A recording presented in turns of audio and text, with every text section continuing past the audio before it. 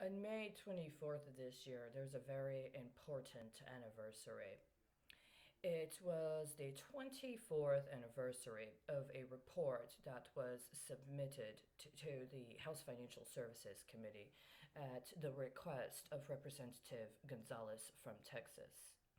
In the introduction to the report, which was supposed to be about money laundering involving banking institutions. The person presenting the report reflected on how the original intent was to investigate acts of money laundering that had happened in regards to United States origin and based financial institutions, but at the special request of the representative himself, that the focus had instead been changed to discuss foreign banking operations and institutions. As this person's presenting the report, he is saying that the original intent was one thing, and this is where we as professionals understood the need was.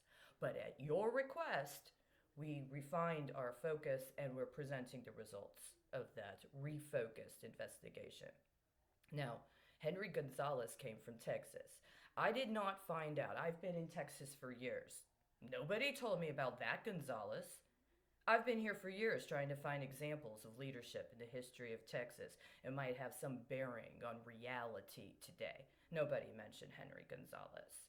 He's like this little vapor, and the sun is just too bright for it to appear. It's one of those things. But I stumbled across him relatively recently when I found this report and then ended up doing some investigation from there. Mr. Gonzalez was one of the authors of an act that is very important to the history of the country, but also to matters related to understanding financial system at hand. The Financial Institutions Reform, Recovery, and Enforcement Act of 1989. I've done a little bit of research about the imbroglio surrounding this. And it was actually a very, very controversial process in dealing with this. This is also around the time the need for this came as a result of things that had occurred during the S&L crisis. Now, I was very young when the S&L crisis happened. I don't remember very much of it from what I might have known at the time.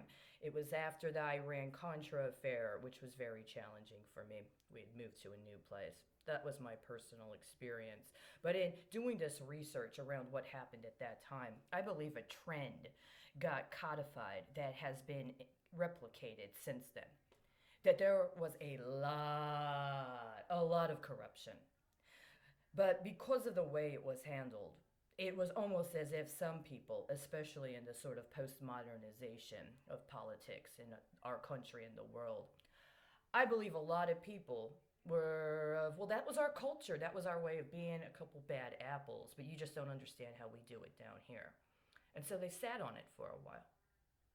And their intention, absolutely, was to do it again.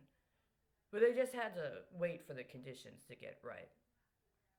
With all the controversy that might surround Representative Gonzalez and how he handled it, I believe people in Texas, as well as their associates in the federal level, regardless of party affiliation, had every intention of revisiting certain things that were supposed to have been busted. I've read through a little bit of some reports specifically about what they did during the S&L crisis. Let me tell you, that's exactly what they've been trying to get me to do for the last 3 years, on one level or another. Tax liens, mortgage flipping, derivative agreements, applying for loans you know you're not qualified for, but they'll take the application anyway.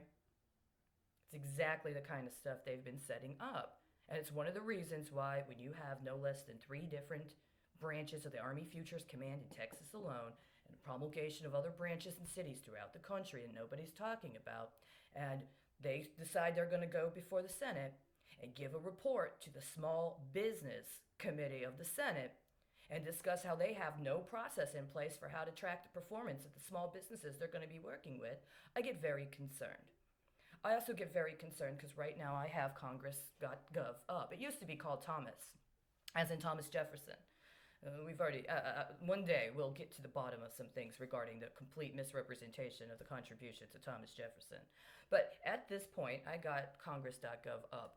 And if you look at under text of the bill and you go to the version that's enrolled bill, which would mean what was supposed to be the official text, and you look through, I'm going to do this right now with you. Other people do this sort of thing. Nobody seems to have a problem. I think they can follow it.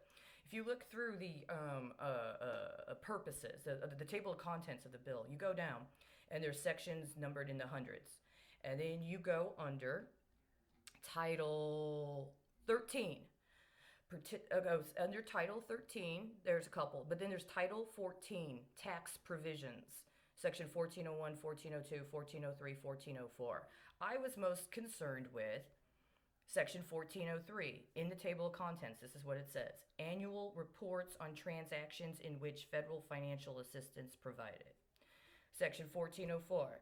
Studies of relationship between public debt and activities of government-sponsored enterprises. Now, a couple years later, there's this thing everybody heard of, maybe, Enron, Arthur Andersen. And in the speeches before Congress, in the presentations before Congress, of what the primary matters that needed to be addressed were, the major point, one of the major points, there were a couple, but one of the major points was how to account for and how to address government-sponsored enterprises. They've also got elements called special purpose vehicles. And these things have a very specific manner in which they are accounted for and factored into the federal budget. And they are also provided with certain kinds of exceptions. But one of the ways that they're supposed to be accounted for is in something called pay-as-you-go, or the pay-go. And there are certain benchmarks. The reporting on them is supposed to be contingent or, defined within meeting certain benchmarks, and you report on the meeting of those benchmarks. This is my understanding. Now, if you look at this particular bill, you go down and you try to look for Section 1403. I'm doing it right now. There is no Section 1403. In what is supposed to be the text version of the bill that got enrolled, which meant it was supposed to be the official law, it cuts off at Section 962. That's what it says, right? I'm looking at it right now on the site. It cuts off. There's the section, okay, here, subtitle F, Section 961, goes down a little bit. Where's Section 962? Section 2, where is 1403? So maybe, let's look at other versions. So we go up, and then what I found is, what is it right here? Reported in the House, I believe. Let's check. I'm doing it with you. Let's see if we can find it. It's not in reported in the House.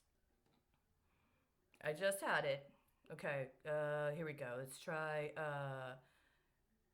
introduced in the House. No Section 1403. Okay, let's try this again. Where did it go? I just had it, right? Okay, here we go. Engrossed in the House. 1403. Let's go to Section 1403. Section 1403.